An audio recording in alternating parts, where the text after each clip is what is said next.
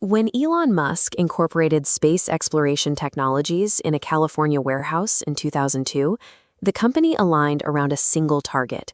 For over 2 decades, the sole unifying mission for every employee walking through the doors was reaching Mars.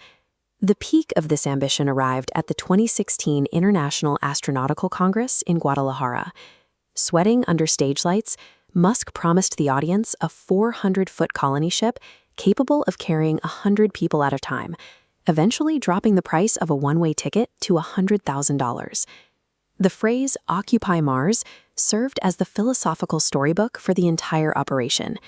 It gave employees a reason to endure grueling hours and justified the enormous capital expenditures required to figure out how to land and reuse liquid propellant rockets.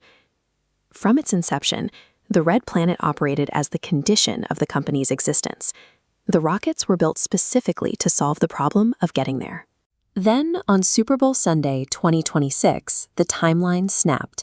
In a quiet post on X, Musk announced a pivot to building a self-growing city on the moon within 10 years, explicitly delaying the Mars mission to an unspecified later date. That announcement triggered a series of massive financial maneuvers. 4 days earlier, SpaceX had absorbed Musk's artificial intelligence startup xAI in an all-stock merger that valued the combined entity at $1.25 trillion. This chart maps SpaceX's private valuation leading up to a looming June 2026 initial public offering. We see a jump from $127 billion in February 2024, hitting $800 billion by late 2025, and now bankers are preparing to list the company at a staggering $1.5 to $1.75 trillion. That specific public valuation is required because private markets have hit a ceiling. The company is simultaneously funding Starship's development, deploying next-generation Starlink satellites, and feeding xAI's severe $1 billion a month burn rate. This combination of extreme capital requirements exposed a vulnerability.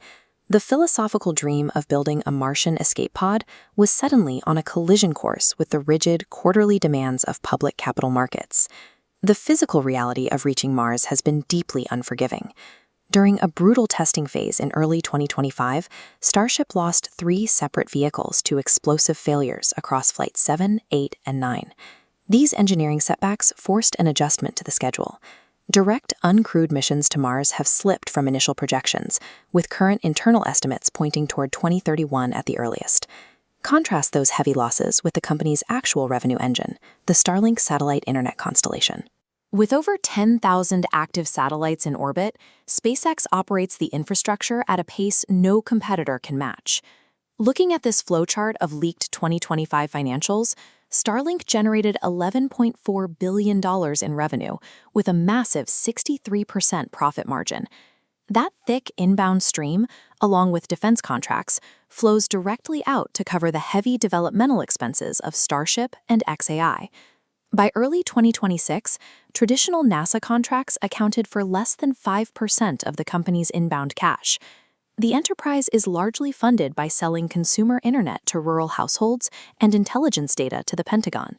While the internal culture long centered on the emotional pull of Mars, the day-to-day survival of the company is entirely dependent on this orbital spreadsheet. As the June IPO approaches, institutional investors present a specific problem. They require predictable, modelable returns, and Wall Street cannot easily build a financial model for a multi-generational, self-sustaining colony on a dead planet. To secure that investor confidence, the narrative is being actively rewritten.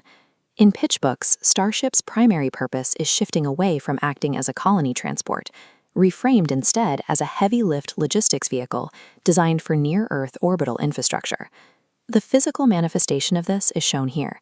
A plan to deploy a constellation of up to 1 million satellites, acting as orbital AI data centers.